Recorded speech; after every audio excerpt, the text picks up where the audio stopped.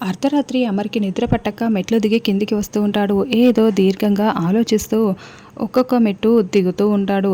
అయితే అప్పుడే ఉన్నట్లుండి గాలి వచ్చి ఆరు ఫోటోకి ఉన్న పూలమాల కింద పడిపోతుంది. ఇక అమర్ పరుగులు పెడుతూ ఆ పూలమాల కింద పడకుండా చేతితో పట్టుకుంటాడు. ఆ పూలమాలని చేతితో పట్టుకోగానే అమర్‌కి ఏదో గుర్తుకు వస్తూ ఉన్నట్లుగా, ఏదో అయిపోతున్నట్లుగా మనకి చూపిస్తూ ఉంటారు. ఆ పూలమాలని ఆరు ఫోటోకి వేసి, ఆరు ఫోటోని అలా తడుముతూ చూస్తూ ఉంటాడు. అప్పుడు అమర్‌కి బాగా తలపోటు ఎక్కువైపోతుంది. తల పట్టుకొని గతం గుర్తుకు చేసుకుంటున్నట్లుగా మనకి చూపిస్తూ ఉంటారు.